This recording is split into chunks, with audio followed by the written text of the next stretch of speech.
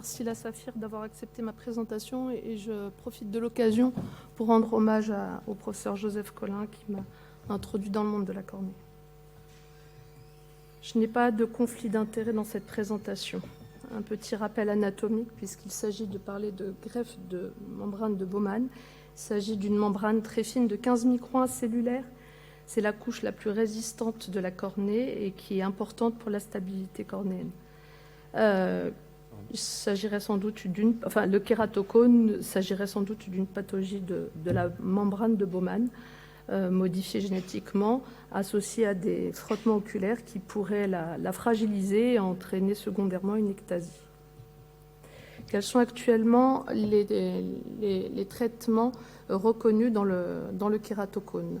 En fonction du stade évolutif de la maladie, nous avons le stade débutant et modéré, pour lesquels nous n'avons aucun doute sur l'efficacité du cross-linking, mais ce traitement ne permet que de stopper l'évolution de la maladie sur des cornées qui font plus de 400 microns, et les anneaux intracornéens, comme vient d'en parler Olivier Prison, mais qui sont limités dans leur efficacité du fait de la pachymétrie et ne sont pas dénués de complications à type de perforation ou d'autres complications. En ce qui concerne les stades avancés du kératocone, aujourd'hui, nous parlons de DALC ou de kératoplastie transfixiante, qui sont des techniques opératoires qui sont lourdes et qui touchent essentiellement des patients jeunes, non dénués d'effets secondaires à type de cataracte, de glaucome, une longue gestion de sutures, de complications à type d'irrégularité, d'astigmatisme irrégulier. Et c'est la raison pour laquelle nous allons discuter d'autres solutions thérapeutiques.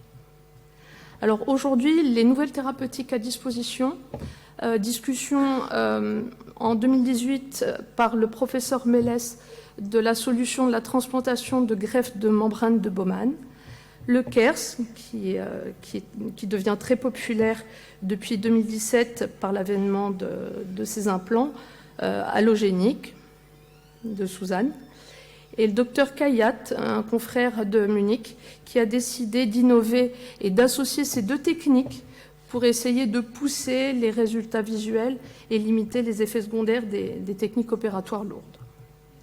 Alors, revenons sur les résultats cliniques des greffes de membrane de Bowman. En 2018, le professeur Mélès a donné ces résultats qui sont plutôt satisfaisants puisque dans l'article Cornea, 90% des kératocones sont stabilisés tout comme un cross-linking et nous avons un résultat de 5 dioptries d'aplatissement en moyenne, mais cette technique n'est pas rendue populaire car elle est longue, elle prend plus d'une heure entre la dissection, le pelage, le peeling de la membrane de Bowman et son implantation dans une poche profonde. La technique marche bien, mais elle n'est pas dénuée de complications qui sont parfois lourdes sur des yeux de patients jeunes. Alors, je vais donc discuter de l'association de ces deux techniques, Bowman, transplantation de membrane de Bowman et de KERS. Dans mon expérience, j'utiliserai le laser femtoseconde Z8 de Zimmer pour une chirurgie customisée. Alors, comment se passe la procédure? Un seul greffon pour les deux greffes et un seul et même laser pour les deux greffes. La première phase du traitement va se concentrer sur la préparation des deux donneurs, à savoir d'abord une découpe de la Bowman, puis ensuite une préparation du lambeau KERS, au moyen d'un repérage OCT qui n'est possible qu'avec le laser Z8 puisqu'il a intégré un OCT de repérage. Et la deuxième phase du traitement est la phase du receveur qui va consister à découper une poche pour insérer la Bowman et découper en dernier lieu le tunnel pour l'insertion du lambeau KERS. Il faut accélérer un peu. Oui, le cas clinique, bon, je passe très rapidement, c'est le cas clinique d'un jeune patient de 23 ans traité par cross-linking puis anneau intracornéen qui garde une acuité visuelle très limite à 2/10 et qui a un kératocone évolutif, qui refuse une deuxième chirurgie puisqu'il a eu très mal et garde un mauvais souvenir de son cross-linking.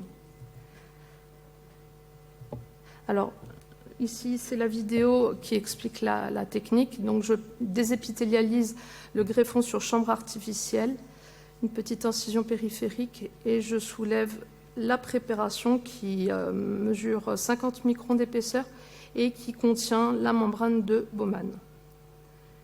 Cette membrane est soulevée délicatement. Elle va être ensuite teintée par du bleu tripant, puis être insérée dans une poche qui fait à peu près 9 mm de diamètre, que j'étale délicatement. Une fois que la membrane est étalée, je vais ensuite découper mon tunnel pour y insérer le lambeau Kers. C'est bientôt terminé.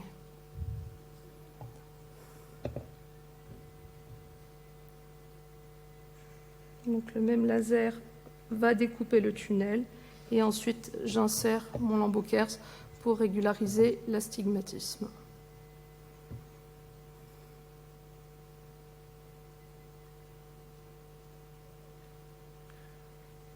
Il faudrait conclure.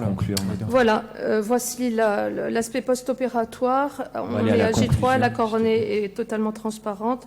On voit un aplatissement de 17 dioptries avec une récupération à 8/10 à une semaine de l'intervention.